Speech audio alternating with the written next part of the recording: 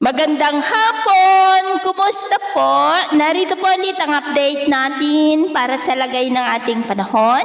Ngayong hapon po ng October 1, 2025. Sa ngayon po ay lumalakas na ang bagyong Paulo. Gaya po ninyong nakikita ay nagbabanta na rin na data place ang trough nito dyan sa may Eastern Samar.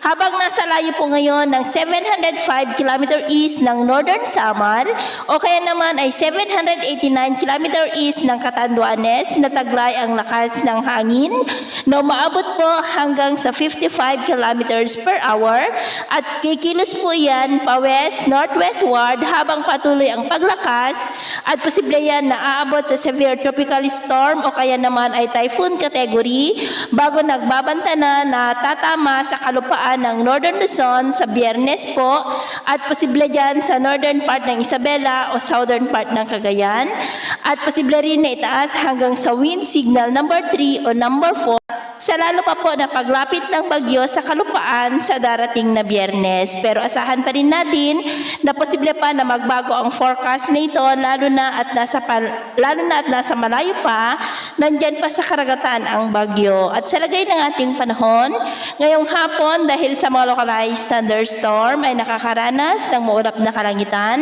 na minsan ay may mga pulo-pulo na mga pag-uulan sa ilang bahagi ng Ilocos Region, Cordillera, Isabela, Nueva Vizcaya, Aurora, Quirino, Central Luzon, Metro Manila, Calabarzon, Bicol Region, Mimaropa, Panay Island, Negros, ilang bahagi ng Cebu, Leyte, Samar Provinces, Zamboanga Peninsula, Northern Mindanao, Caraga, Davao Region at Sorsogon. At mamayang gabi po, maayos na panahon sa malaking bahagi ng ating bansa, maliban lamang sa tsansa ng panandalian ng mga pulo-pulo na mga pag-uulan, lalo na sa ilang bahagi ng Mindanao. Kaya mag-ingat pa rin po tayo sa mga posibleng banta pa rin ng mga pagbaha at pagguho ng lupa.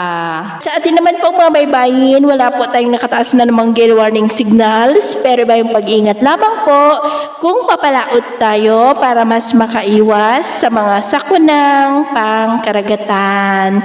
So ito po ang latest update natin sa araw na ito. Ako muli si James na nagsasabing sa kahit na magsubok po na darating sa ating buhay, huwag po tayong mawawalan ng pag-asa. Thank you and God bless!